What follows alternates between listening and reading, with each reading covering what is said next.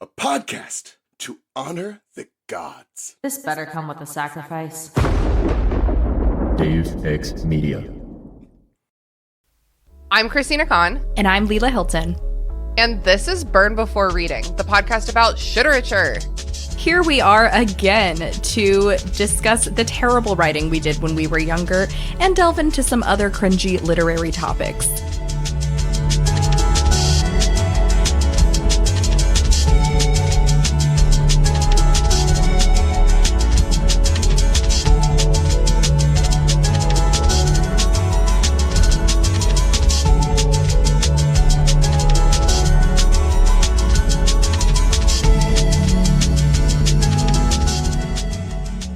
With us today is Caitlin Durante, co-host of the Bechdel Cast. Say hello to the listeners, Caitlin. Hello, thanks for having me. We are so glad to have you here. Caitlin, what are your pronouns? She, they. Perfect. Love it. And tell the listeners a little bit about your podcast and any other work that they might be interested in. Oh my gosh. Well, I host a podcast called the Bechdel Cast, along with my co-host, Jamie Loftus, and we discuss movies through an intersectional feminist lens using the Bechdel test, which is why it's called what it's called. We use the Bechdel test as just kind of a jumping off point, a loose way to get a conversation going about representation and inclusion in cinema. And most movies do a pretty bad job, but it's fun to talk about. And so yeah, that is something I do. And then I also teach screenwriting classes, and that's going to come up for the thing that we talk about today because I use the text for our discussion today as an example of like, maybe here's what not to do. Okay. Hell yeah. Awesome. Tina, what has been cringing you out this week? Am I allowed to use you as a cringe, Leela? Yeah, go ahead, as long as you don't steal mine. We'll see. Wait, what is yours? I don't have it yet, so I guess. Okay, great. Then I won't. This past Friday was our friend Becca's birthday party. Becca is one of our good friends. We were having a great time. I'm going to talk about my driving. No, I'm not going to talk about your driving. Oh, okay. That's hitting too close to home, Leela. I would never do that to you. Yep. Yeah, Leela brought a bunch of food from Trader Joe's. It was a lot of fun. We had some drinks. I got drunker than I'm used to because, as I mentioned before we started recording, I've been kind of cutting back my drinking significantly. And at some point in the night, I looked down at Becca's little dresser in her living room and saw an array of Burn Before Reading business cards that I had not put there. Leela, did you lay out business cards at this party? Bitch, no, it was you. It had to be you. No way! No way was that. Okay. Oh. Okay. Well, if it was me, then that's way more cringe, but I have no memory of that. And so I think it could equally have been either one of us with the evidence we have right now. Oh my God. That's really so funny. embarrassing. Caitlin, what's been cringing you out lately? Oh my gosh. Well, setting aside the obvious things such as, you know, American imperialism and fascism and capitalism and all those things. Threat to our bodily rights, et cetera, yes. et cetera. In addition to all of that, honestly, the posing the question with all of that context that I just mentioned, posing the question, how are you, to someone is cringing me out. It's cringing other people out. It's just like, because, you know, it's not a good time historically, culturally. No. And no one is really doing well unless they're... No one that I'm talking to. Exactly.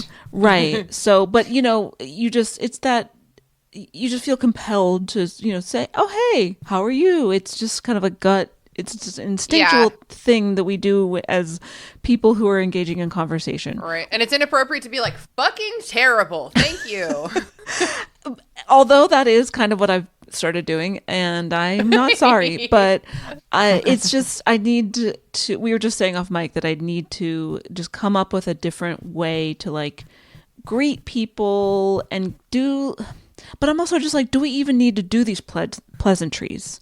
Why are we doing this? Are we in Who's a making us? post-pleasantries society? I'm not sure. Or is it that we need them now more than ever? I don't know. But it cringes me out every time. Because, like, I stopped by a friend's place. I've been helping her out. Her partner recently passed away. And so she's, like, extra bad. And sure, yes. Like, do not ask how she's doing. Right. So, but I'm It's like, not the time. but I see her. I say, "Hey, how are things?" And then I just respond immediately with, and then she goes, and like, like, how do we?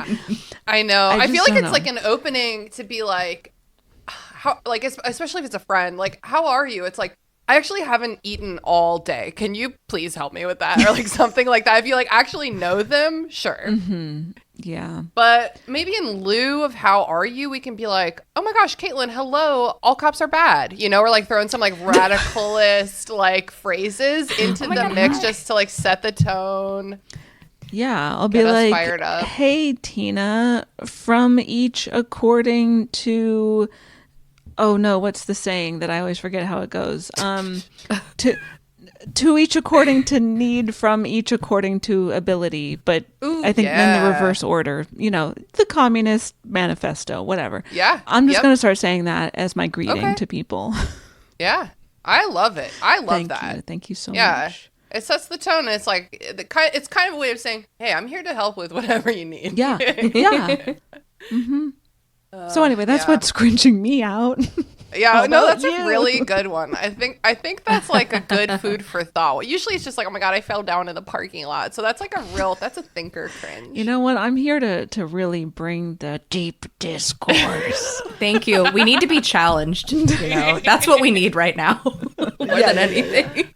Leela, what's cringing you out this week? You've had so long to think about it. I know. Okay, so there's a couple routes I could go. I think the route I'm going to go is the holidays approacheth. Ugh. And I think like many of us, I love my family, but I do struggle with holidays and events where I do need to be with them like multiple days or multiple hours in a row. And it's going to be a really, really tough time for me this year. We're going to have to stick to really specific topics. Yeah, Otherwise, because of the aforementioned. yeah, because I don't outside. have the ability to just like be a professional when it comes to life. So I will like just No, I ruin feel you. everyone's Nana's day. You know what I mean? You know, no one wants to be that bitch who's responsible for making Nana cry on Christmas. That's I know, just, it's so hard. it is. So I'm dreading that. I'm preparing for it right now with my therapist.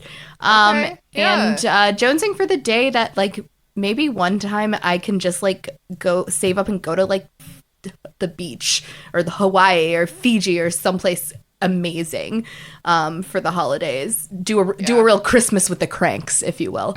Okay. But isn't that whole movie about how they had to take it back and go home? Yeah. Okay. Except without the ending. I feel you. Yeah. I mean, it's real cheap to go to like Fort Lauderdale from here, You're right. and Fort Lauderdale I can't say it very good, but it's got some nice spots. Yeah. So just keep it on your radar. I too am a big fan of running away for the holidays. So I've never been brave enough to do it. So we'll see. Maybe Yeah. someday. I'm already almost 33. But maybe I'll be brave someday. don't let your dreams be dreams. You are in control of your destiny. Oh my God, you're That's so right. right. It's time for dreams to become reality. Except for that one dream that I was talking about the other day where I had 3 babies and I put them in a little free library and then couldn't find them again. Not that dream. That's wild. Too much responsibility. I don't even have enough hands for all these babies. So, Caitlin, why don't you briefly tell the listeners what you have brought into our orbit for today's episode? Yes. So this is not something I wrote. That's generally what people bring in, but I'm too humiliated by everything of it. And as I think I said in the email, if I write a diary entry, I will go back to it like 3 days later and be like, ugh, I was such an idiot back then, 3 days ago. And then I'll rip it out. And sometimes I will literally burn it just so it never has the chance of seeing the light of day. We have been running into that people have actually burned before reading. Like, that's an issue for us. We didn't actually anticipate that, which is on us. Not meant to be taken literally, but no, I've literally done that. Other times I'll just like rip it up and bury it at the bottom of my wastebasket or whatever. So I've never been able to keep a diary for that reason, because I'm just so humiliated pretty much in real time of anything personal like that I've ever written. And anything I've written that's like, a screenplay is just obviously like so perfect that it like doesn't really make sense to include here. So what I've done is brought to you the film treatment for a sequel that was never made for the movie E.T. And if any listeners aren't sure what a film treatment is, it just refers to like a pretty detailed synopsis, although in this case, I would say not detailed enough. But, in theory, it's supposed to be a detailed synopsis of a movie, and it's something that you would write as you're developing the story, and it's something you'd write before you'd write the screenplay, that kind of thing. So like a proposal type. More or less, yeah. Yeah. Okay. Cool. So what is your personal experience with the original E.T., Caitlin? Like, were you cognizant and thinking when it came out? Did you watch it as a kid? Like, is it a fave? It's I was not yet born. Brag, I'm so young. I don't even know what year it came out. To have asked you that question without even knowing what year it was. Got it like 87. Does that sound right? I thought it was 82. It was 82. I thought it. Was it? I thought it was. Oh, because the first Star Wars was was like 79. That's why I always think of Star Wars as an 80s thing. That's it was really close to the 80s. Like, it was more in the 80s than the 70s. The trilogy. Mm-hmm. Yeah, the second two movies came out in the 80s. Yeah. E.T. came out in 82. I would not be born for another 4 years. Okay. But it was a VHS tape that was at my house and in regular rotation. Although, because so I have an older brother who's like 5 years older than me, and I think he had more attachment to this movie than I did. So it was on a lot. But I think by the time he grew out of it, I was like just barely forming memories, or maybe I was like 5 or so. So by the time he was like, I'm not really, I've moved on to hornier films or whatever. Sure. That was right when I like was becoming sort of a sentient human. Sure. Yes. And so it didn't really miss me exactly, but I was watching it before I was like fully forming memories and stuff. So I think it's a really terrific movie. It makes me cry. But it's not one that I have like a super strong attachment to. Yeah, I feel you. But have you covered it on the show, on the Bechdel cast? It's the episode that's literally coming out this week. Because I knew that I was going to have to rewatch it for this podcast. And incredible. I'm lazy. So I was like, hey, Jamie, I have to watch this for a different thing. What if we just cover it now? Nice. Okay. Wow. So, oh my God. So there's some synergy happening. Okay. Everybody go listen to that and then come back here and listen to this. Yeah. I was going to say, I was scrolling looking for it. I was like, surely it's happened. Because I was like, how? It is a bit of a classic. Yeah, but I mean, it's fine. I can't wait to hear what you guys say about it. Well, Lilo, what's your history with E.T.? Yeah. My parents were really big Harrison Ford, what is it called, Indiana Jones fans growing up. Okay. So like we watched that a lot, and then I feel like just within that whole like universe, you eventually get to E.T., the John Williams pipeline, as they say. The or John Williams Spielberg. cinematic universe. Yeah. So I know it's Spielberg too, but just like the music, whatever. The music get there. is so overwhelmingly similar in all these films. Yeah, I mean, John Williams has a thing. Last night, my husband and I watched it, and when we did like a light drinking game to it, and one was you have to drink every time John Williams, every time John does a Williams. But yeah, I liked it growing up. I wasn't like creeped out or anything. I say that because my husband was terrified of E.T. growing up. And still like really, really does not like it now, which has given me a kind of a new perspective on it. But I always, of course, thought little baby Drew Barrymore was so cute. Oh my God, iconic. I love the use of practical effects. I think they're so effective. Just seeing all of the actors and the kids, like react in real time to this thing. And I always kind of liked it. I always whenever I rewatch it, I'm like, this kind of seems like it's for babies, like more so than other type of movies I would enjoy. It's like very 80s in that it does feel like it's cast toward a younger audience, but they still swear in it. Yes. You know what I mean? Because it's the 80s. What are you going to do? So, yeah. So, yeah, that's my history. What about you, T Money? I'm the same in that I was born after this movie came out, and I watched it like a lot as a kid, but like I had not watched it in 20 years before I rewatched it today, just for the context. And as I was watching it, I was like, oh yeah, I don't really like this movie. And I was remembering that it did really upset me as a kid. Not so much the alien, but the sickness. Yeah, the that sickness happens is in it, and like the scary space doctor specimens that come in to like handle it are like so scary. Oh my God, same joke. Really scary, and like still watching E.T. get all like dusty and like decrepit is so scary. But then at the end, when all the bikes flipped off into the air, I was like sobbing and like woo. So yeah, it's an emotional roller coaster. Also, every single song is directly from Star Wars. I just cannot emphasize that enough. Like one note John different. Williams was like, I'm not doing this again. We're not talking about E.T. today, but y'all know what E.T. is about. Boy finds alien, E.T. go home, phone home, go home. He goes home. That's the movie. That's the movie. Baby Drew Barrymore. That's all you need to know. Right. So now we're going to take a look at, oh my God, I have so many terrible pieces of writing open in this window. I'm going to open this with Google Docs so that we can take turns reading from ET2. Caitlin, would you get us started with this? Absolutely. ET2, Nocturnal Fears. Horrible title. Treatment by Steven Spielberg and Melissa Matheson. In the night sky, there is an emotion churning about. The stars twinkle blankly, expressionless, as if to say that something is wrong. There is a slight breeze disturbing the treetops. Or is it? Should we just do paragraph? Like, what's the vibe? We could do popcorn paragraphs, maybe. Sure. Leela, do you want to go next?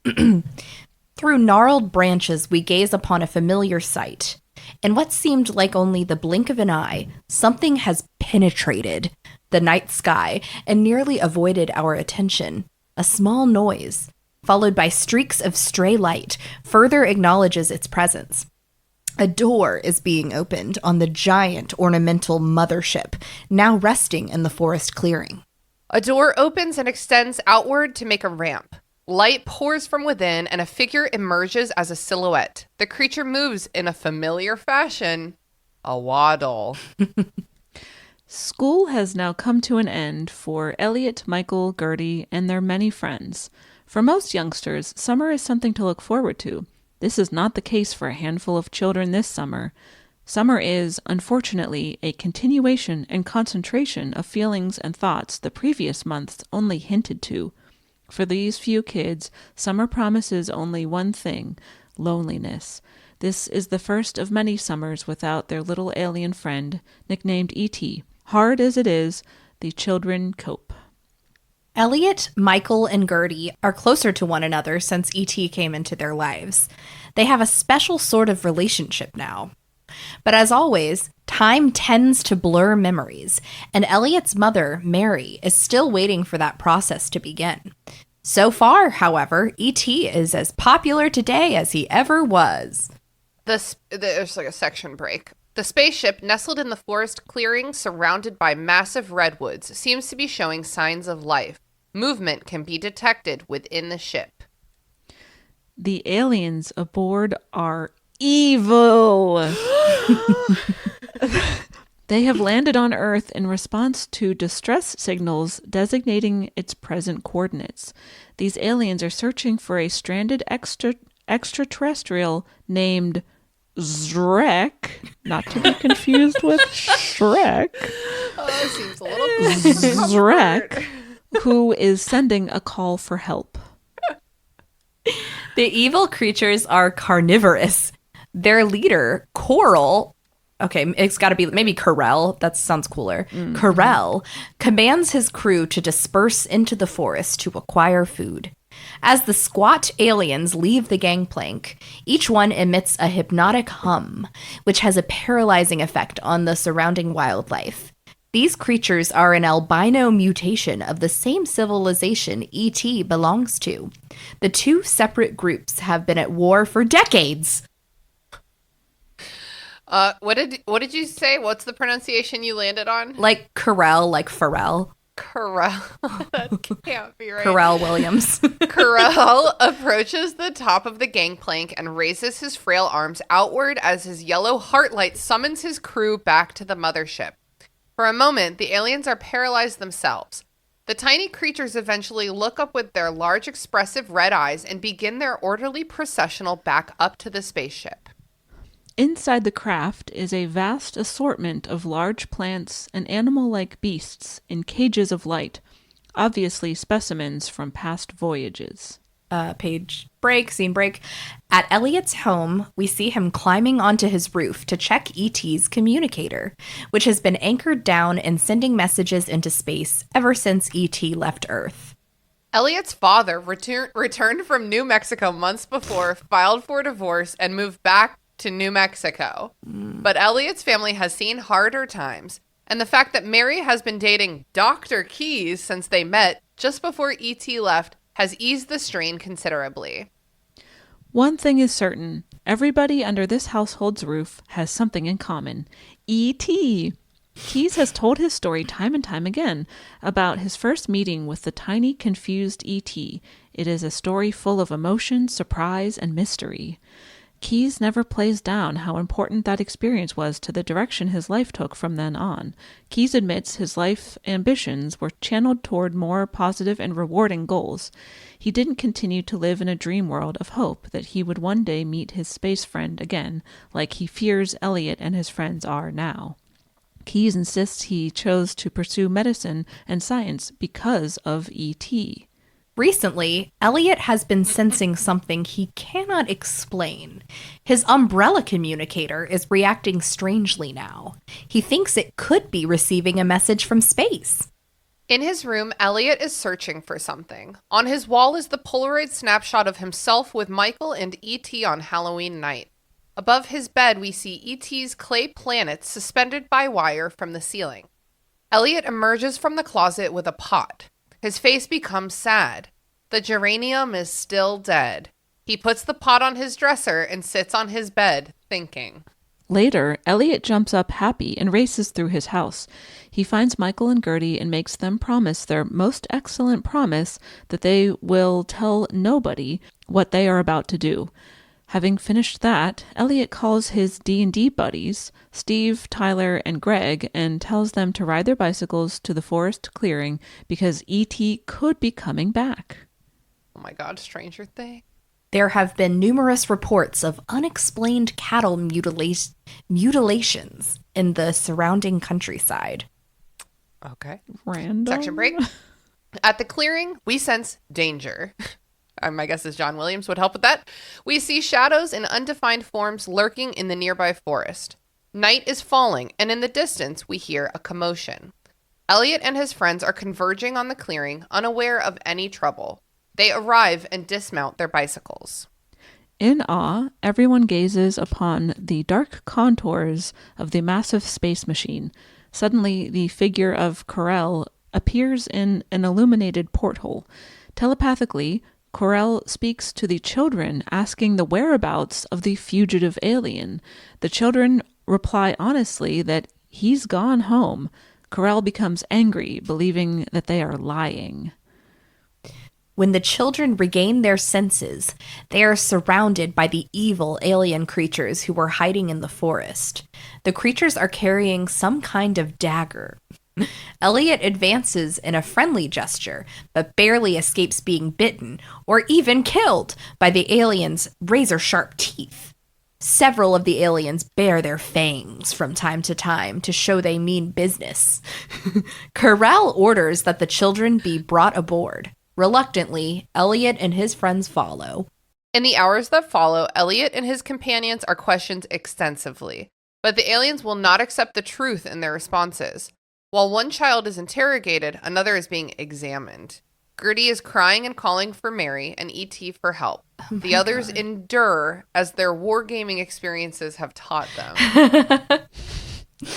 At Elliot's home, Mary is arriving from an extended date with Dr. Keyes, awooga.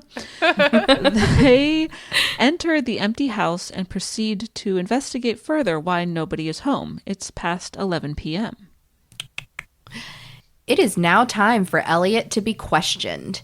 The aliens show no mercy when he replies with the truth. The questioning process intensifies when they learn from his memory that he has dealt directly with Zrek. The pain is tremendous for Elliot, and he breaks down and begins screaming for E.T.'s help. Elliot blacks out. Oh my God. But the echoes of his last cry can be heard from a distance. At this point, we follow upward the echoing cry for E.T. into the cosmos where the painful cry seems to die. No. Oh my God. In the meantime, Keyes and Mary decide not to call the police yet because they're 80s parents. They hear a strange noise coming from somewhere. They finally realize that the sound is coming from the roof. Mary leads the way to Elliot's room, where there is a trapdoor leading to the attic. From there, Keyes climbs out a window and up to the rooftop. He witnesses a bizarre sight. The communicator is vibrating crazily and rotating to a new position. The keyboard readout is repeating the same entry. E.T. help Elliot soon. Keyes calls Mary to the roof. When she arrives to read the message, they embrace and go back through the attic to Elliot's room. Mary turns around and sees the geranium blooming to life. She lets out a feeble yelp and begins to cry. So emotional. Women be crying, yeah. Yeah, and yelping. Keyes and Mary are now aware of what has been happening. They go to their car and head for the forest clearing. Elliot is mentally and physically drained now. Because he is no longer any use to the aliens, they carry his limp body to a light cage where Michael and Gertie are already resting. Suddenly, we hear a strange, resonating hum throughout the ship, yet it is not coming from within the ship. All evil aliens freeze. A hatch opens to reveal E.T. with his glowing finger raised and his heart light pulsating. Elliot awakes immediately. E.T. advances towards the captives and deactivates the light cages. He and Elliot embrace with tears in their eyes. Elliot, Michael, Gertie, Steve, Tyler, and Greg leave the evil mothership and wait for E.T. to come out after reprogramming the aliens' navigation controls. E.T. exits the ship and rejoins his faithful friends. Soon after, Mary and Keyes arrive and are reunited again with the magical little alien named E.T. After saying their tearful goodbyes, E.T.'s own mothership descends from the heavens to take the place of the evil ship that is now en route to a remote corner of the galaxy. There is hope in everyone's eyes as they all, again, behold the picturesque departure of their favorite alien. Dreams can come true. The end. Yay! I have so many notes. Mm-hmm. I do not know where to begin. Kaylin, why don't you start? Where do you start when you teach this? So the main assignment for my intro to screenwriting class, which are available online for anyone to take, is for students to write a treatment. Because I give them all of the just kind of, screenwriting basics as far as structure and characterization and format and all that kind of stuff. But because it takes a while to conceive of a story and write out a whole screenplay, a reasonable assignment, I think, is to write a, 6 to 10 page treatment, not unlike this one, for the story that they want to keep developing. So I will find examples, or I was trying to find examples of treatments to show them, like, how does a treatment read, or, what does it look like, and basically how to do it. And there are very few that are available, at least online. Interesting. I'm sure if I went to the WGA archives or something like that, I could find a lot more. But again, I'm lazy, so I just grab what you can find online. And there are a few that I will send out. One of them that's not a bad treatment is for the movie feminist masterpiece Mr. and Mrs. Smith. But okay. It's a treatment that's available online that reads the way a treatment generally needs to read, as far as giving the reader a sense of what the full story is and who the characters are, and also is entertaining to read and snappy and things like that. And that movie has a real forward momentum too that I think probably helps. For sure, exactly. So, but I was I'd like to give my students several examples, and so I happened upon this E.T. sequel treatment, and so I was oh, it's written by Steven Spielberg and the screenwriter from the first E.T. movie. It's probably really good. And then you read it and then you're oh, wait a minute. So what I do with this specific treatment is I do a mock workshop with my students, because I have them workshop their treatments at the end of the course. But I want to give them an idea of what a workshop is supposed to look like. So you, in your class, do what we're doing right now on this very podcast, which is roasting. Yeah, for sure. Roasting what we're reading. Okay, yes. Perfect. Constructively. So yeah, this we'll read this as a class, and then we'll do a mock workshop, which ends up just being, because I'm always find constructive things to say about each other's work, and be respectful, and this is a safe space, and blah blah blah. And so that we try to start out that way. We're oh, it has an interesting premise, but then it quickly devolves into roasting this. Because, does it have an interesting premise? I almost don't think there's a plot. There is not. I think you could produce this into a 12-minute short. Yeah. Yeah, not a I movie. think at most it would be a half hour. But it's basically the first act of a screenplay, but then they're missing acts 2 and 3. Yeah, that makes sense, because there's not even any stakes. It's just kids wander into woods, escape woods. Well, not before they get probed by aliens and tortured. Right. I know, what on earth? So should we, from the top, be like Megan, from the top, make it drop. Yeah. Yeah. Okay. Okay. How do we even? Okay. I feel like there's also not sometimes the grammar is not or the sentence structure is quite strange. I know that's not the main point of these, but for this to be presented to a major studio, I mean, treatments are usually way better written than this. This is very weirdly written. Yes. I was going to say, I've spent a lot of time in book world, not movie world, but I've seen a couple, I think, really beautiful, not treatments, but scripts. I know that it can be a lot more elegant than this. For sure. Yeah. Mostly, yes, they are. School has come to an end for Elliot, Michael, Gertie, and their many friends. This summer promises only one thing: loneliness. This is the first of many summers without their little alien friend nicknamed E.T. So did E.T. not go home? What? How did they had many summers with him? Okay, the timeline is also very confusing because Yeah. it seems as though, yeah, a bunch of summers have passed, but then it says this is the first of many summers. So I think they're talking about future summers Yeah. that haven't taken place yet. I took it as like this happens the summer after E.T. Yeah. Like after E.T. I totally the E.T. read that movie. as like there have been many summers and this is the first. Okay.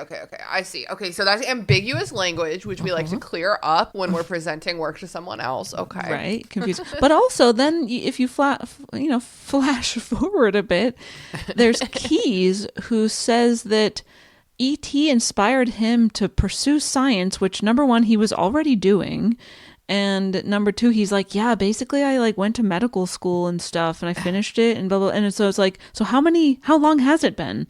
Is it enough time for a person to like do a whole career, like go to medical That's school and stuff? Peter Coyote character? no? Yes. Is his name Peter Coyote? Why isn't he coming up in any of these? That's him in the first picture. Okay, I can't tell, but at the end of the movie, there was a guy, at the end of the original E.T., there was a guy standing next to Mary, and I was like, if they force a romance, I'm going to be so mad, and they didn't, because there was no time at the end of E.T., so I'm trying to figure out if it was that guy. This guy, that's the guy. Is that this guy? I mean, that's the main guy. The Okay. main scientist guy. Hey, all the white doctors just blended together for me, you know? Well, Yeah, he's called but Keyes because he jangles his keys around a lot. Oh my god. That's the kind of thing that makes me feel like it's for babies, you know? Yeah. You know, Dr. Keys, the one with the keys. Okay, Elliot, Michael, and Gertie are closer to one another since E.T. came into their lives. They have a special sort of relationship now. People know not to write that kind of sentence about siblings these days. Yeah. Also, like, is Gertie still 5 and Michael still 17? Like, Shrug. how close could they be? Just differing interests.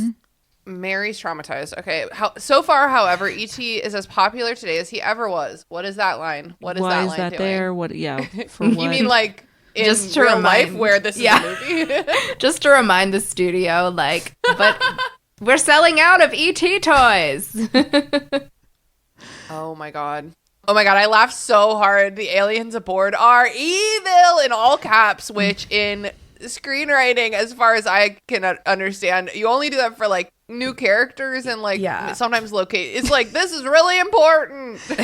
Yeah, I Just don't so know, you know. why they emphasized it. There's also just like very unnecessary like villainization of albinism because these evil aliens, it says, are albino. Also, that's so true. it's a thing that happens a lot in a lot of like horror movies and just different things. And it's Yeah, I'm thinking the first thing that came to mind was Angels and Demons. Yeah. There's a lot going on in that So- though. I guess it's the Da Vinci Code. I said Angels and Demons. but I knew We what you knew. meant. Yeah. The Da Vinci Code is the more famous one. Oh, Dan Brown. So is Shrek E.T.? You made it sound like French. Shrek. So yes, although is that super clear to the reader? No. I would say no. But Wait. So the evil aliens have come to whole time. Earth to look for Shrek. Oh my god! I Because- literally got confused about that. Yeah, well, because it's not clear, but that's what this like evil race of aliens who look exactly like ET ? Except that they are albino and they have razor sharp teeth. They know ET as his real name, I guess, which yes, is his government Shrek. name. His government name, Shrek. yeah. And they're like a year late to pick him up. Like, Right. Been looking everywhere. But also, for why are they there? Like, He's what a criminal. like, why are they looking for him? Yeah, we don't know that. It just says like the two races have been at war for decades, and it's I know it's like classic like Doctor Who type shenanigans in my brain, like the way it's like the Daleks, we hate them, and it's like okay. okay. Speaking of the razor sharp teeth, when they like are baring their teeth at each other, did anyone picture the Twilight baseball scene where all the vampires are like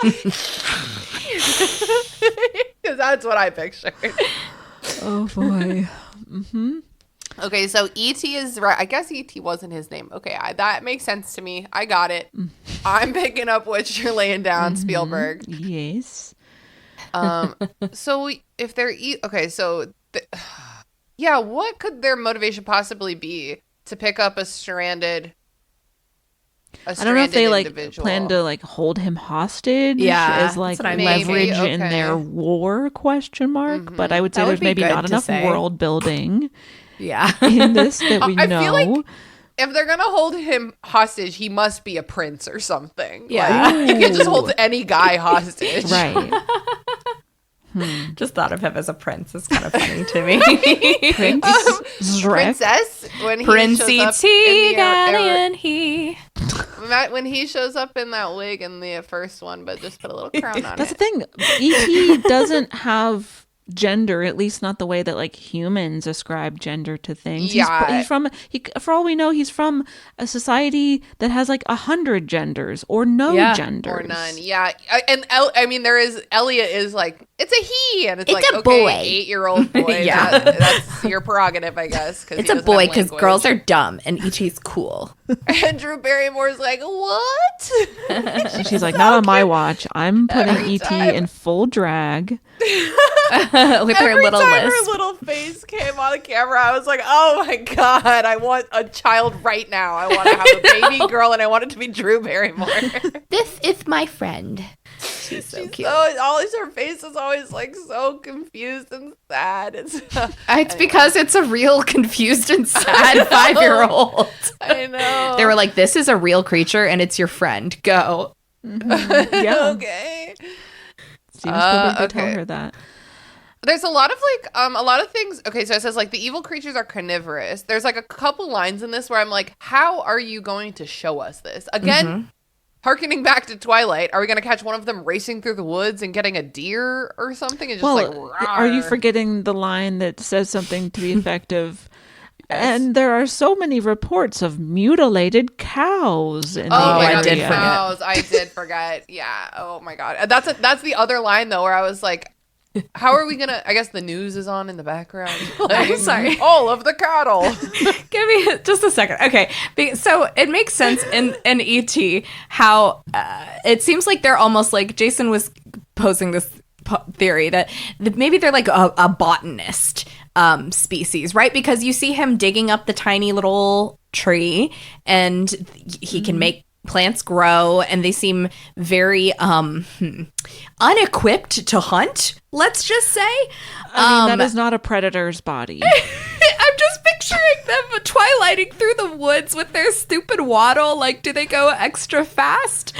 How are animals Yeah, we and don't meats just brought to them?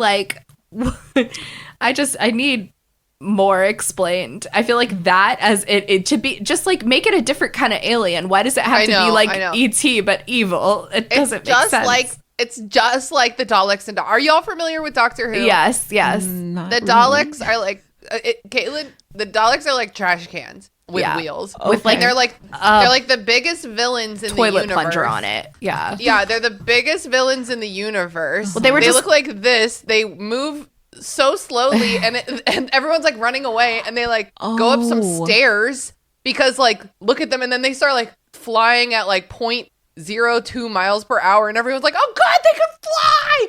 And it's just walk slightly quickly and you'll outrun them. And I it's love how they have so many nipples on them. They have so many nipples. Their nipple scale is off the charts. Off the charts. Yeah, they the design makes sense from a creature that was lovingly, practically designed in the 60s. Yeah, in the 70s. 60s. Yeah. But totally. nope, they just kept those creatures forever. I know. Look, Matt Smith is and I fought them. It's Matt Smith. It's Come Matt on, Smith. All you had to do was kick get a him. scarier Yeah. villain. And he did. He did get a scarier villain. Now, let me ask you this question about this wonderful treatment. So, what would you say is probably the kind of emotional core or the most endearing or compelling thing emotionally about the first E.T.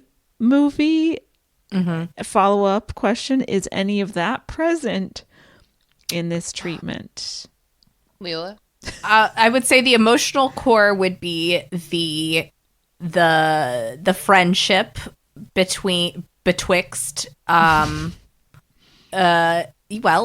and E.T., right? That's Right. that's the emotional core. 100%. For me, watching it at least like today as like a 30 whatever year old, to me the emotional core was the way the siblings banded together. I was like very moved. I was really moved when Elliot was like, he's in the woods, and Michael fucking bolted. Like, he went so quickly. I was like, I love that for them. These siblings are on the same page. Someone should probably tell mom, but that's okay. Yeah. But it's these relationship dynamics, right? It's the relationship dynamics. Yeah. And that's why they were like, and they've gotten closer. And it's like, well, what? Can you say more about that? But also, like, the whole thing about the first E.T. movie is that, they, like, befriend E.T. and most of the movie is the hijinks therein. Yes. But then in this treatment, E.T. doesn't show up until the very end. He's just like a deus ex machina to save the day. And then that's it. And they don't interact with him, like, at all. Yeah, like Dr. Keyes interacts with him the most by receiving that message on the rooftop or whatever. Dr. Keyes being a main character in this feels like in those like horrible Jurassic Park like sequels when they're like, hey, remember that one scientist who was in a 30-second clip in the first movie? He's a main character now. And so now weird. haven't you always wanted to know more about that doctor? And it's like, no, that's not the point of the movie. I think you're missing the point of the movie. No. Every doctor and scientist in the original film was a villain to me. Like, they were all so scary and upsetting. And they kept just throwing the kids around. And no one, when E.T. was dying and they were like, get the kid out of here, they literally wheel him into a corner and abandon him. Yep. Elliot is like having a huge existential crisis, and the doctors are like, fuck that kid. Like, he's not an alien. Do you guys have like, I have some funny stories of like, you know, like parenting. I mean, parenting and ET in general, we could go into, but and I do love I think Dee Williams is her name, Dee something. She plays the quintessential 80s mom. She's 80s mom in like, I want to say like 4 different movies. It's Dee Wallace. Dee Wallace. I'm thinking of Billy Dee Williams.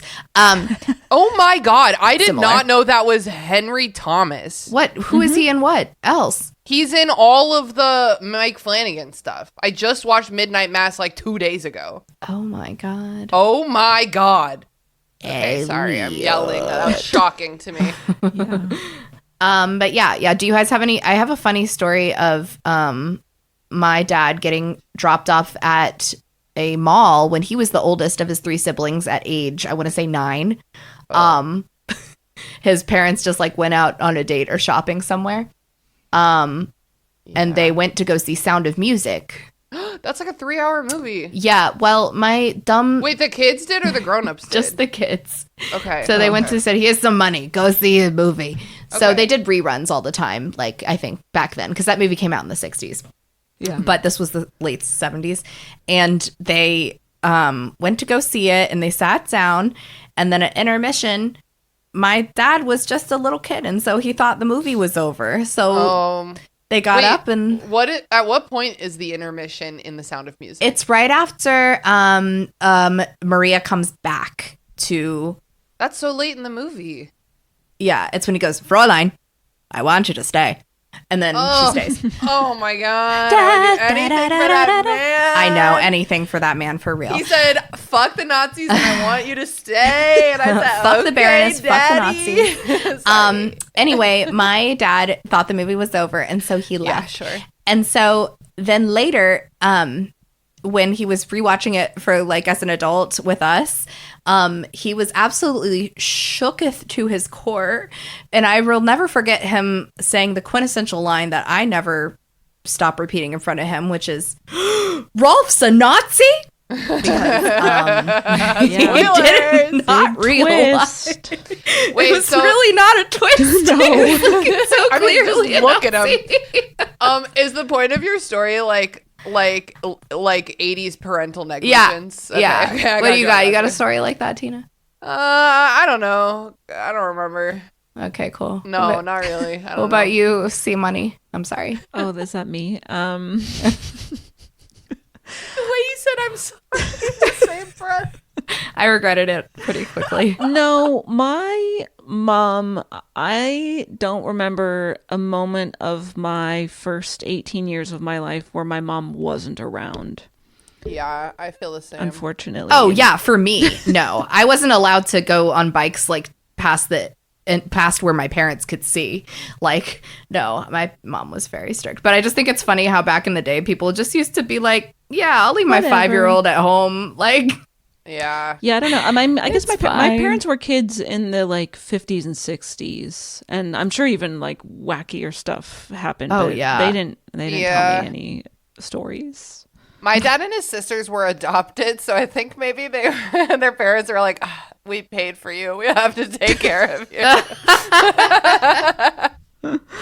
And my mom was the youngest, so like her mom never ever paid any attention to her, but Oh, her yeah. older siblings did, so it's like much like how Mike is responsible for Gertie. It is fucked up that they're all albinos. Do we think to differentiate them visually from Yeah. ET? I guess, but it But like make them any other color. as we've Yeah. said, it could just be a different species of aliens that look. Because also the worst part of the movie E.T. is how fucking ugly E.T. is.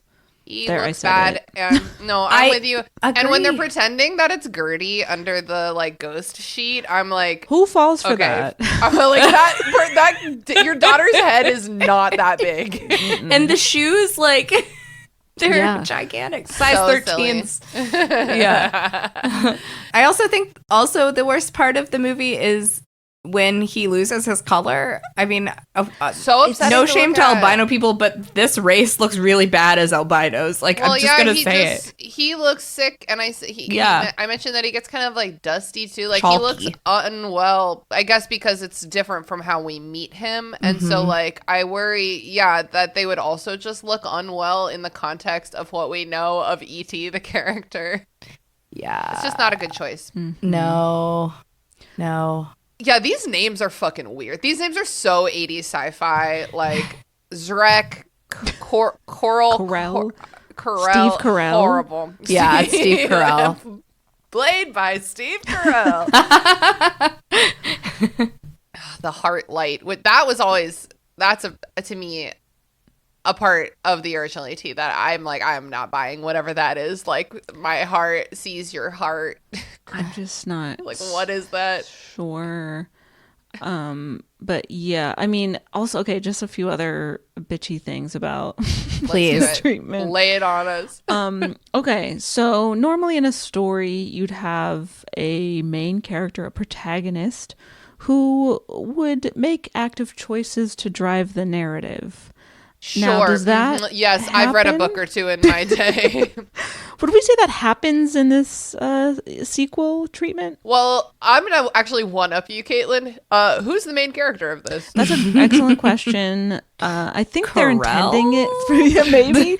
I Steve think Carell. they're intending for it to be Elliot again, but the only thing he does is gather his friends and have everyone go to the woods because they And think get E.T.'s tortured. going to be there. But yeah, then they just get abducted immediately. Yeah, he makes like one active choice that goes very wrong, and then Yeah. then gets damseled. Can I say they don't even get really abductive? It says they reluctantly walk onto the spaceship.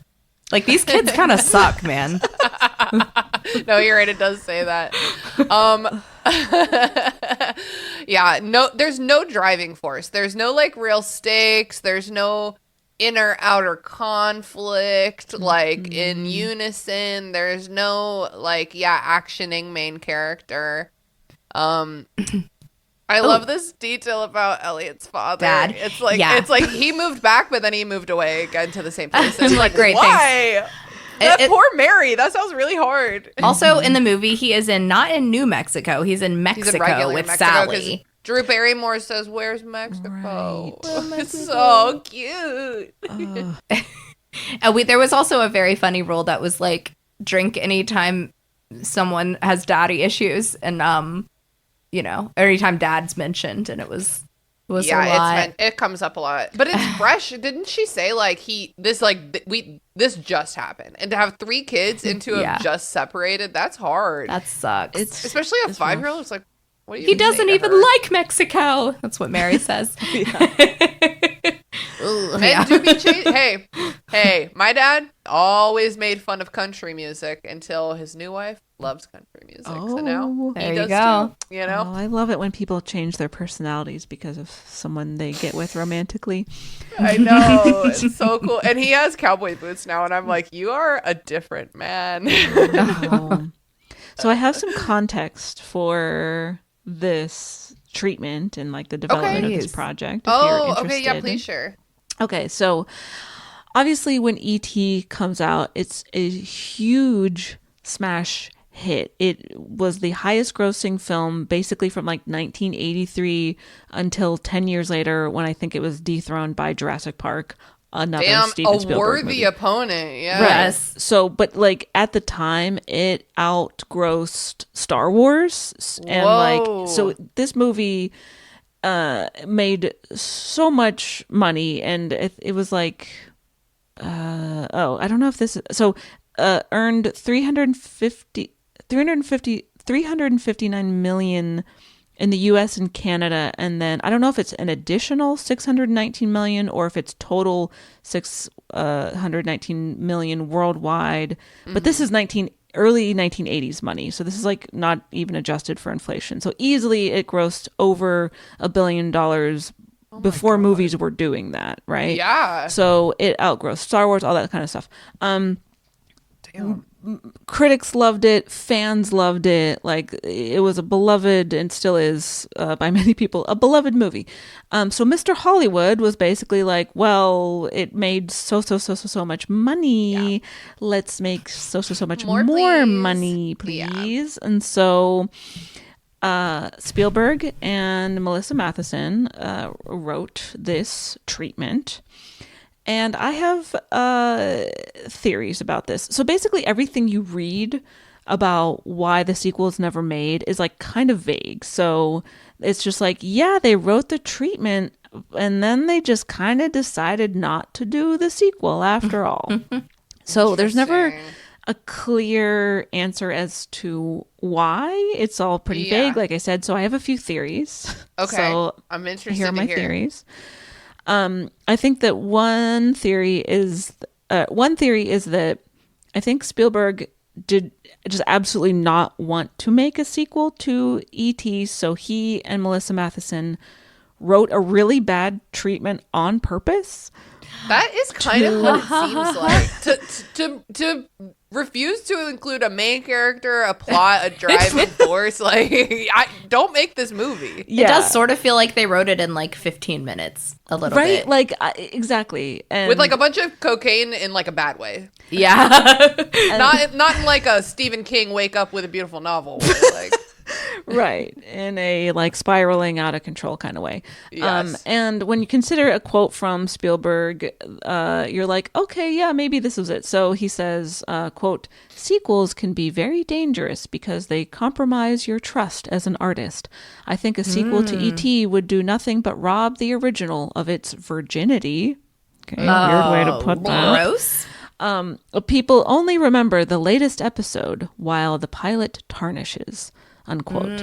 So that's very interesting because this really was in like we're deep in sequel town right now. Like, yeah, we live in the age of sequels, which I fucking hate. But this was like kind of before it was super common to always make sequels, so that's an interesting perspective. For sure. And Spielberg himself, aside from, the Indiana Jones franchise, and he directed the first 2 Jurassic Park movies, and then I'm sure there's a couple others, but like when, Jaws was a huge smash hit and the studio was let's make some sequels. Spielberg was like, over my freaking dead body, I'm not doing that. Nice. So they made other sequels that he just wasn't involved in. And Jurassic Park, the sequel was also a book. Yes, sequel. it was So adapted that from one, source that one material. makes sense. Right, Yeah. right. But generally, like, yeah, Spielberg doesn't do a ton of sequels, at least for not for things that he directed. He, executive produces a bunch of shitty sequels to shitty franchises all the time. But as far as directing goes, he's like usually doesn't. So it could be that he might have just like on purpose wrote a really bad treatment to deter the studio from moving forward with this project. Another theory is that he was probably just like kind of on the fence about it. He was like, "Ooh, I would like another several $100 million." Sure. And so he entertained the notion of making a sequel, and then he co-wrote one draft of a treatment, but before things like got any further into the development process, he was just like, you know what, never mind, because to my knowledge there was never a script written. It's just this like very How could you? half-baked, right? How could you write a script from this, right? So I think they're just like, well, let's consider it. Sure, we'll write this first draft of a treatment. So very clearly a first draft. Yes. And then they're just like, actually, never mind. I have to go make Temple of Doom instead, or whatever. And my final theory is, and that's the one that I just said, I think is probably maybe the most likely. The third theory is that Spielberg did want to make a sequel really, really bad. And so he co-wrote this treatment with Melissa Matheson, and they tried their very, very best. And then the studio was like, never mind. But you like can't talk shit about why Spielberg. does this suck so bad? I don't think that's very likely, but I do, because we don't know. You have to entertain all the possibilities, Yeah, I like that. Because you can't just be like, oh, we didn't produce it because Spielberg sucks at writing and this was really laughable. You can't say that about that guy. Was Spielberg known for being a screenwriter as well? Like, did No. he also? No. He Okay. wrote a couple things, and the things that he wrote were probably the movies of his that have, I think, the weakest stories. So Interesting. he's not a great screenwriter. So this theory, I think, does hold true here. Let me just do a little IMDb research on Thank you, our Mr. resident movie person. Spielberg. He did write The Fabelmans, and I did not like that movie. He did write the screenplay for AI, Artificial Intelligence, which I don't remember that movie very well, but I don't remember being blown away by I feel it. like I've seen a lot of his movies, but none of the ones that you're mentioning right now. Same. He has a story by credit on The Goonies, but someone else I think wrote the script.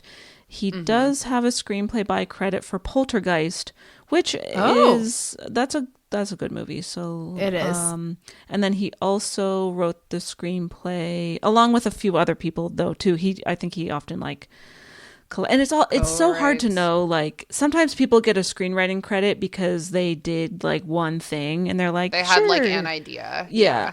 Yeah. So it can be hard to tell like how much of a contribution any one credited writer had to a project, because he also has a screenplay credit for Close Encounters of the Third Kind, which is also a very well done movie, but generally speaking he is not a screenwriter. Okay, gotcha. Yeah. Because you can be an amazing director and Which he still not a is. strong writer, you know? Yeah. For Yeah. sure. Yeah. I'm thinking about Close Encounters, and I can't remember if the writing was good or if just Richard Dreyfuss was so good. It's like hard to tell. Fair. It's been a very long time since I've seen it. So Me too. I would rewatch it soon, Yeah. Tina. Yeah, let's do it. Cool. Does anyone have anything left to say about this treatment? We kind of skipped over the end. Actually, let's do it though. Let's get into the end a little bit before we wrap it up. Am I to believe that Elliot cries into space and E.T. from the great beyond hears his cry? Or is this going back to how their feelings are connected, which is something I did not understand about the first movie? Well, it wasn't at all explained, and I feel like it's a really weak plot point in the movie. Like, how did they get connected? Why him and why not Gertie? Why not his brother? Like, is it like one of those things where like a little bird hatches out of the egg, and the first person it sees becomes its mother. Like maybe like he E.T. Renesmee'd made on him. Yeah, exactly. It all comes back to Twilight. It does. It always comes back to Twilight. Yikes. Yeah, who knows? But I also think that part of the appeal, especially like the broad appeal of the original E.T., is that there is no science explained, not even a little bit, not even at all. I think if they had tried to explain anything, the general public would have been like, ugh, we don't do science fiction yet. Right, because they built, like, E.T. builds an intergalactic telecommunication device out of shit he found from a garage. Like, there's a buzzsaw blade in there or something. It's crazy. There's like the speak and spell so toy. props department. Like, it's just a bunch of random shit that he cobbled together and made into this like somehow very high tech device. And so I think we're to understand that in this sequel, Elliot had like affixed that machine to the roof, and that's constantly just sending out a communication to ET just in case he's like in the area on his space travels ? And so that's what, because it starts like going. Actually, no, we don't know why Elliot. Okay, so let's refer back to the text. So we're on page 4, bottom toward the bottom, or I think, I don't know if we have the same pages, but it's when it says later, Elliot jumps up happy and races through his house. We don't know why. We don't know what has changed. We don't know what prompted him, what the catalyst for this was. But I think we're to understand that like the communication device starts like buzzing or something, or the geranium. I don't know. Also a stupid thing that I didn't like. So it says Elliot calls his D&D buddies. So his older brother was playing D&D before, and like was it D&D? I didn't pick. It was. It was something like that. It was an RPG, but I'm not sure what. Wait, I think they were playing Life, because his mom was like, "How do you win this game?" And he's like, "You don't win. It's life."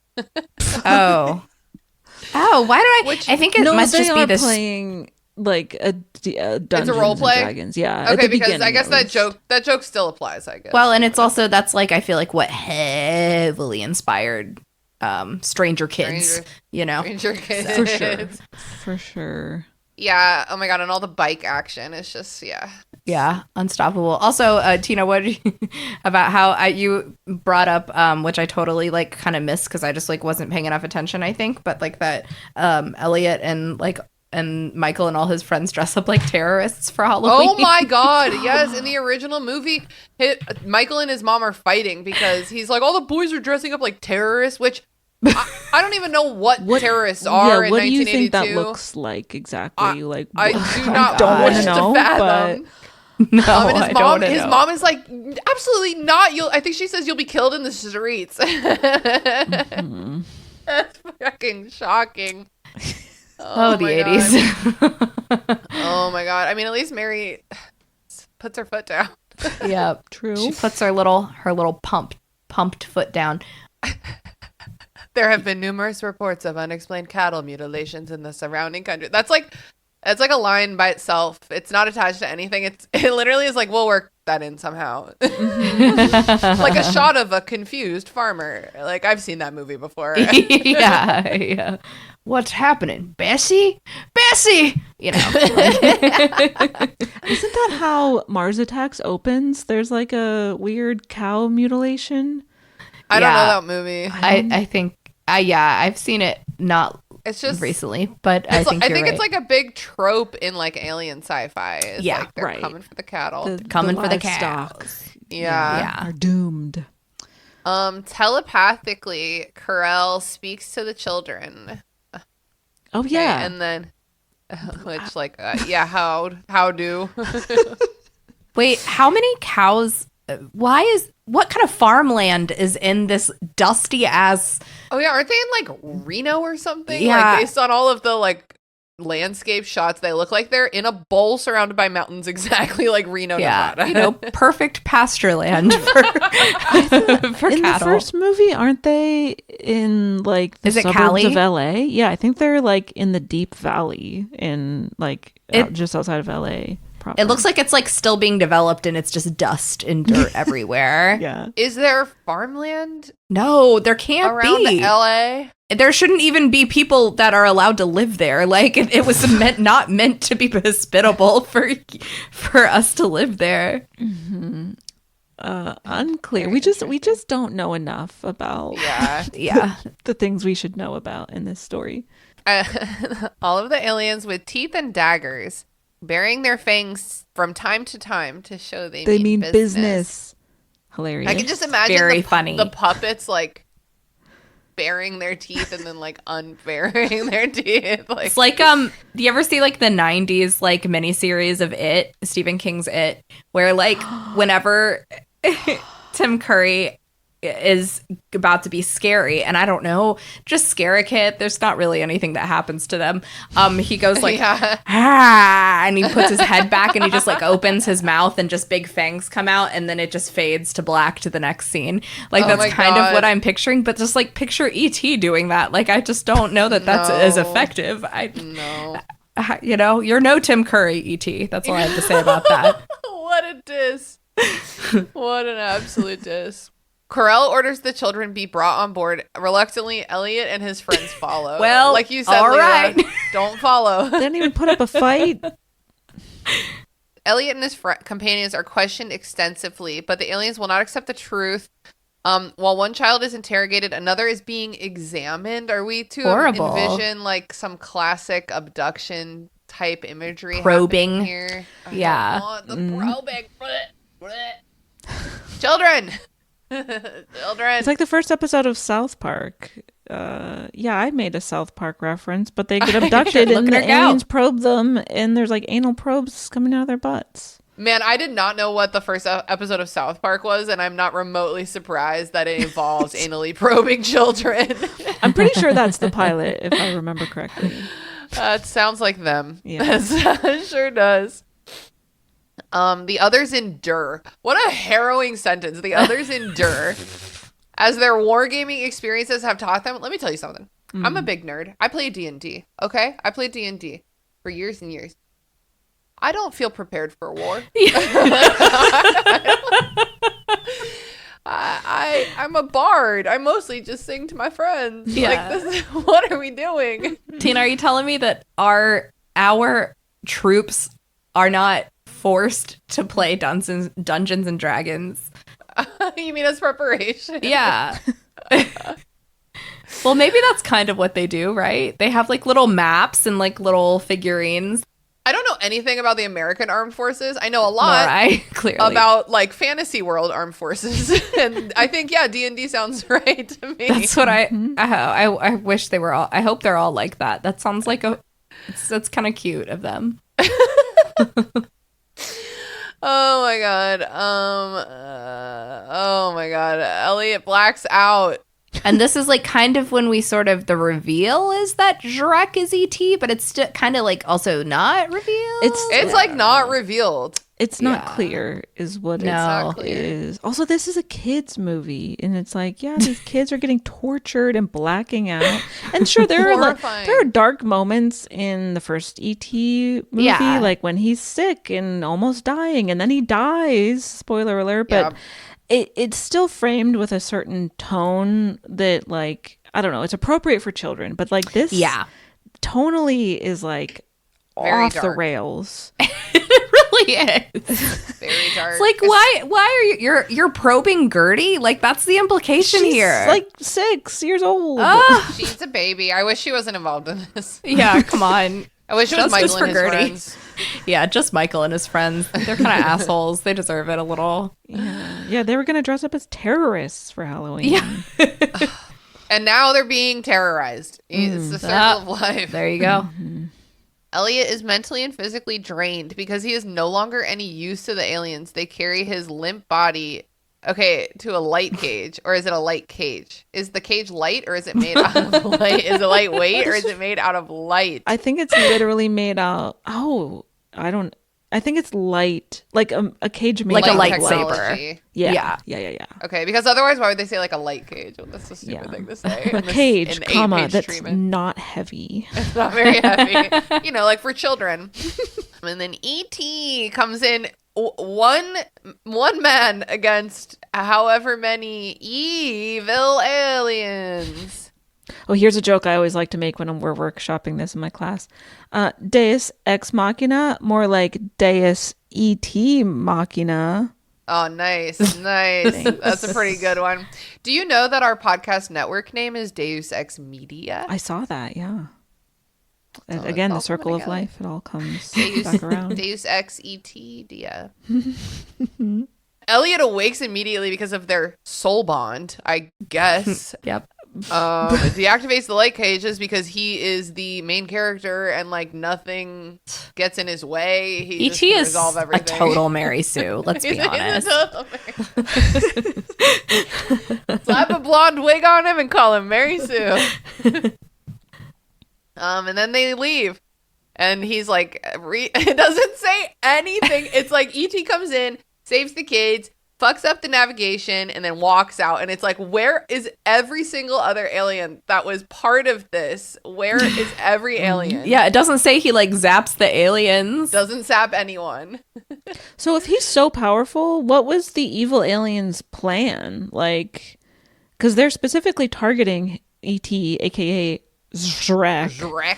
Shrek. But if he's like if he could just like fuck up their navigation systems like without even blinking an eye, like yeah. what were they hoping to do? Like what was their plan? Or do they not know how powerful ET is? Do we know Yeah, how powerful ET is? No, we don't. Like we didn't know. any No, of we this don't. about him. Apparently. Yeah, I can only imagine that he's a prince / highly trained in the arts of being kidnapped.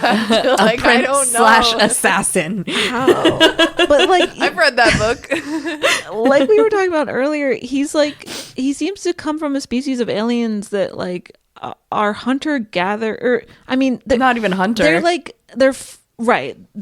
not hunters. They are vegetarians, and Yeah, they're it not seems. doing anything violent. But then it's like, oh no, these alien races have been at war for decades. Like, also, how are you going to communicate that bit of world building? I just No idea. Maybe E.T. is like kind of like a poison ivy type character where he's like unleash, and then like all of the plants of the forest grow and like take them out. That would be pretty cool, to Okay. Or see. like one of Okay. some of the plants that they like cultivate are the plant from Little Shop of Horrors. Yes. Oh, okay. I'm liking where this is going.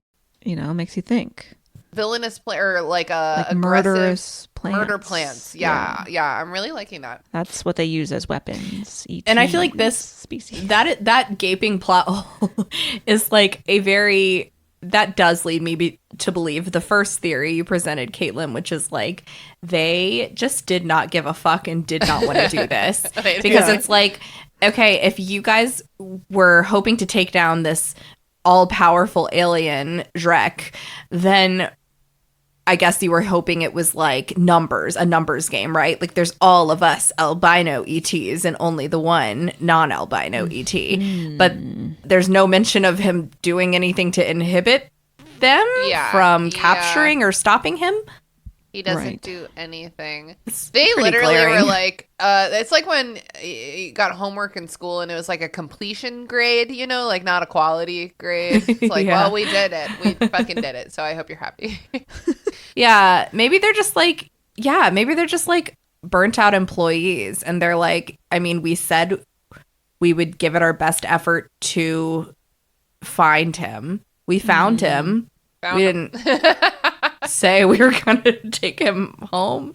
I don't know. So then, tearful goodbyes, E.T.'s own mothership descends from the heavens to take the place of the evil ship that is now en route to a remote corner. Oh, okay. So the evil ship flies away. E.T.'s ship comes down. None of the other E.T.s want to say hi. They're staying inside. They're like, fuck them And then kids. There is hope in everyone's eyes as they all again behold the picturesque departure of their favorite alien. Dreams can come true. What a fucking crazy last sentence. Right.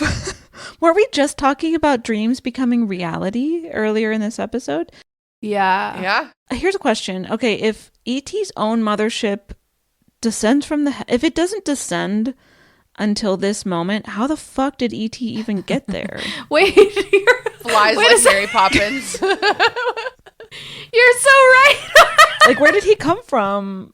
He didn't do he had them drop him off like a mile away so he could do like a dramatic reveal. Ooh. He Or it's waddled like- the whole way there. Or maybe there's like Star Trek rules where they can like beam him onto the surface of the planet. Okay. That's gotta Okay. be it, right? The mothership, yeah. Oh my god.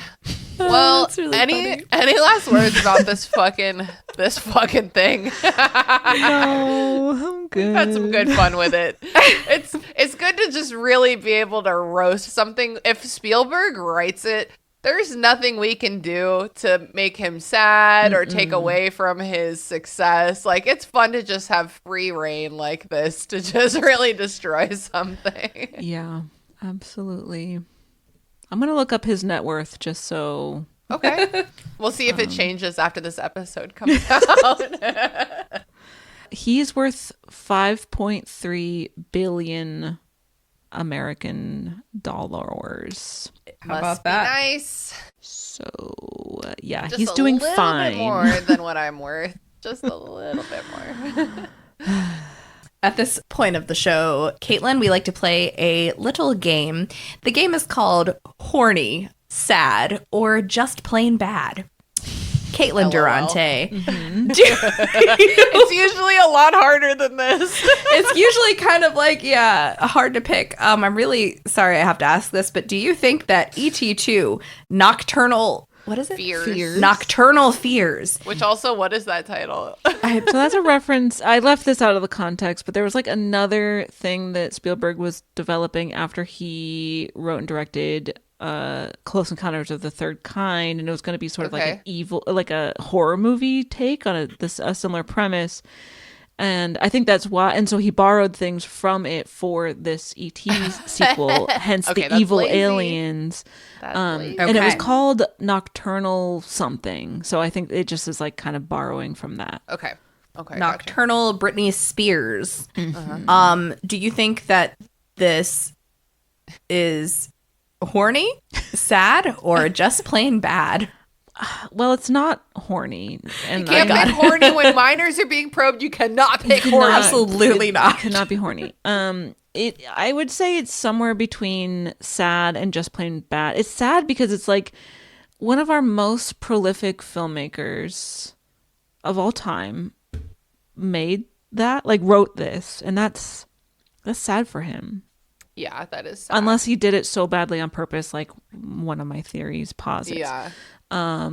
Either way, it's for sure just plain bad because it is badly written in every way, just from a like storytelling structural point Yeah. of view, from a character point of view. I From don't a think just I like have a single thing to say where I'm like, that was good. yeah. Leela, what about you? This is just plain bad. Yeah. Just plain bad. I'm going just plain bad as This well. is like a very classic, I would say like a clear just plain bad. Like, I think it is funny. Like, so I don't find it Yeah. sad. I do agree that if he wrote this with all his With heart, earnestness. that's sad, but I just can't believe that that's Yeah, what I happened don't think so here. either. I can't. I'm not buying it. Yeah, I don't buy that for Pretty $1. bad. Yeah, very bad. So yeah, just plain bad. And it made me giggle quite a lot. So Yeah, I had a good seems time like we're reading on a triple just plain bad. it. Triple bad, baby. Hell yeah. Caitlin, remind the listeners where they can find you and your work on the internet. Oh my gosh, you can follow me on Instagram at Caitlin Durante if you want to do that. You can listen to my podcast, The Bechtel Cast, on all the platforms that you might listen to a podcast, and follow us on Instagram as well at Bechtelcast. And then you can go to my website to learn more about my screenwriting classes. Hell and yeah. if you take my class, you'll have a head start because you've listened to this episode and you already know, and you'll be able to be like, ha, ha, ha, I know why it's bad. And there's no way you'll rate a worse treatment than this. So Every student, all the hundreds of students I've had at this point, all of them have written a treatment for their assignment for my class that is better than this treatment. yeah, Hands down. Art got So, yeah, you can go to my website, CaitlinDurante.com, and information about my classes is there. Awesome. Thank you so much for joining us. This has been so much fun. I had a really good time with this piece. I had the best time. Thank you so much for having me. Yeah, thank you so much. That's it for Burn Before Reading. Until next week, remember, Your cringe is part of you. but only a tiny, confused, waddling part of you. Not waddling. They say it in there. They do. It is Spielberg's waddling. words, not mine. Thanks for listening to Burn Before Reading. Created by me, Christina Kahn. Hosted and produced by Christina Kahn and me, Leela Hilton. Logo designed by Michael Hardison. Follow him on Instagram at RoyGBivRVA or check out his work at wildlingpress.com. Theme music by Sakura Wishes. Find me online at Christina Kahn. And find me at Leels for Reels. Follow the podcast on Instagram and Tumblr at BurnBeforePod. Or feel free to give us an email at burnbeforepod@gmail.com. Thanks for listening, friends. See you next time.